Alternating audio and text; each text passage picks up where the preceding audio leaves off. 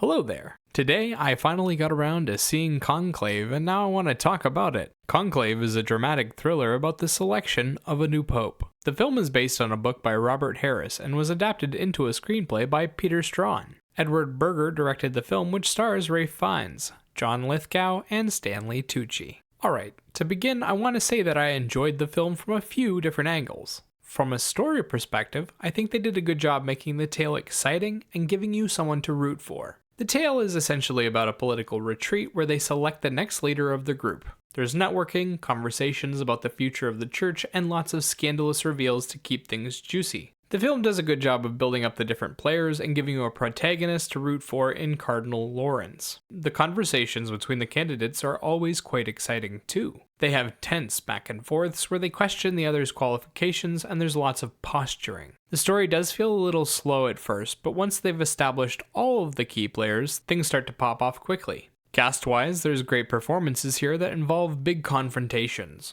raw emotions, and political posturing. Ralph Fiennes plays a righteous caretaker of the process who is forced to take a side. Stanley Tucci, John Lithgow, Sergio Castellitto, and Lucian Samadi play four candidates for Pope who have a real chance of winning. The rest of the cast play support characters within the church who help facilitate the story and move things along. Most of the screen time goes to Fiennes, with the other four candidates taking up the rear. All of them do a good job with their individual character arcs and the emotions involved, but Ralph Fiennes manages to stand out above the rest. He plays a grieving man whose faith is broken. Throughout the movie, Fiennes goes through a roller coaster of emotions and slowly finds his faith again. Fiennes plays the journey in a heroic manner and shows off a quiet and subtle strength that's unusual for protagonists these days. Visually, the film involves beautiful wide shots that encompass architectural feats, beautiful scenery, and the grand scale of the church. It's mixed with close-ups of the characters emoting throughout the process and big conversational pieces.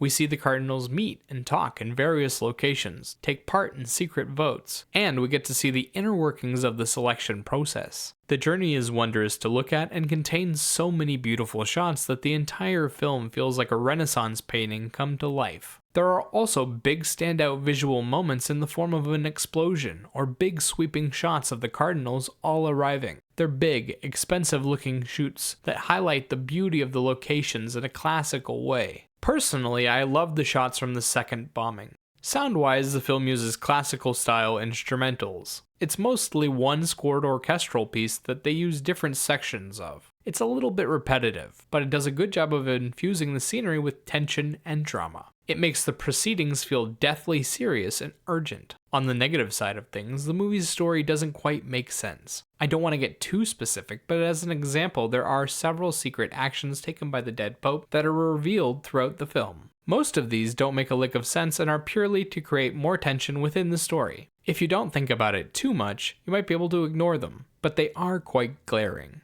One such action leads right into the ending, and it feels like it came out of nowhere. In some ways, it reminded me of the ending of Game of Thrones, where Bran randomly gets selected as king, and they give a bad explanation as to why. The music is also just generic instrumentals that you won't remember in 5 minutes. Personally, I enjoyed the film for its visual journey and the acting. The story was quite complex and had a lot of moving parts, but it doesn't seem like they had a solid ending in mind at any point. Despite that, I enjoyed my experience and feel that the movie is worth watching again. As for a rating, I'd give this film a 7 out of 10. Remember, these are just my thoughts on the film. Let me know what you think in the comments below. Bye-bye.